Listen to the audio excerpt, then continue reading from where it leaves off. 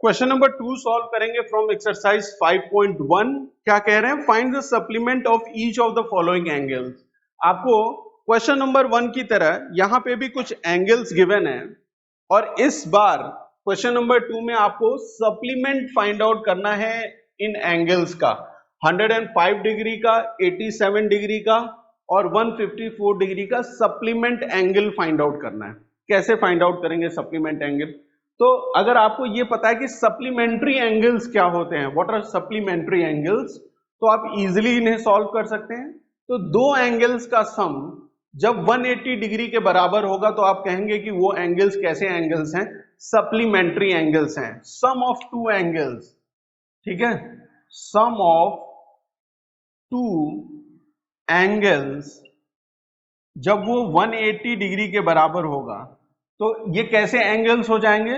Supplementary angles हो जाएंगे। ठीक है, दो एंगल्स का सम अगर 180 डिग्री के बराबर है तो ऐसे एंगल्स को हम क्या कहेंगे?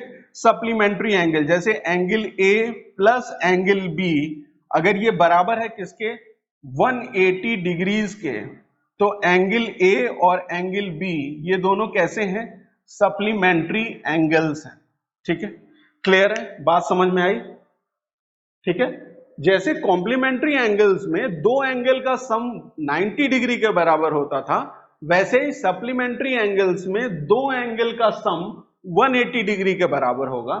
जैसे एंगल ए और एंगल बी का सम अगर 180 डिग्री के बराबर है तो ये एंगल ए और एंगल बी क्या कहलाएंगे? सप्लीमेंट्री एंगल्स कहलाएंगे। क्लियर है? ए बी का सप्लीमेंट होगा और बी ए का सप्लीमेंट होगा। और यही क्वेश्चन में आपसे पूछा हुआ है कि 105 डिग्री का सप्लीमेंट एंगल बताओ।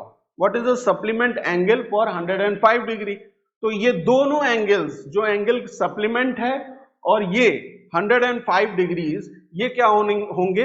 ये सप्लीमेंट्री एंगल्स होंगे। मतलब उन दोनों एंगल्स का सम क्या होगा? 180 डिग्री के बराबर होगा। तो सिंपली आप क्या करेंगे? आप मान लेंगे क्वेश्चन नंबर 1 में कि let the supplement angle be x, है ना? आपने मान लिया कि सप्लीमेंट एंगल क्या है? एक्स है। तो x प्लस 105 डिग्रीज, है ना? x प्लस 105 डिग्रीज ये किसके बराबर होना चाहिए? 180 डिग्री के बराबर होना चाहिए, क्योंकि ये सप्लीमेंट्री एंगल की बात हो रही है यहाँ पे, है ना?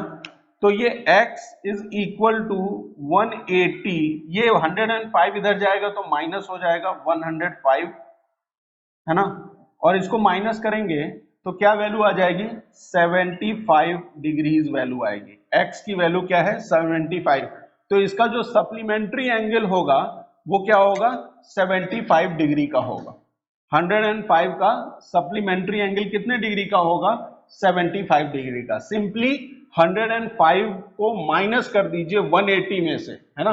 अगर आपको ऑब्जेक्टिव में ये क्वेश्चन पूछा जा रहा है, ऑब्जेक्टिव में, है ना, मल्टीपल चॉइस क्वेश्चन में, तो सिंपली 180 में से माइनस करके आप निकाल सकते हैं और क्वेश्चन अगर पूछा गया तो आप इस तरीके से फाइंड आउट कर पाएंगे। ठीक है, सेकेंड पार्ट सेम इसी तरीके से सॉल्व होगा।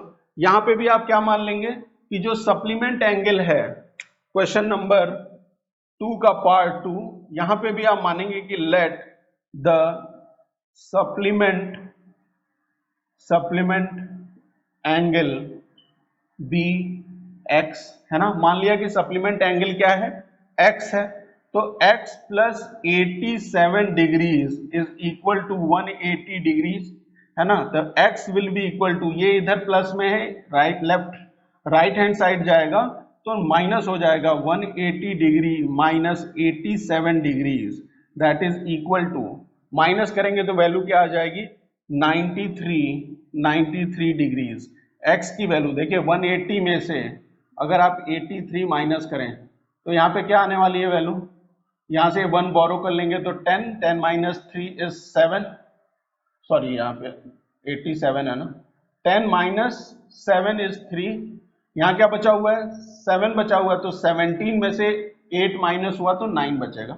93 इज योर आंसर, है ना?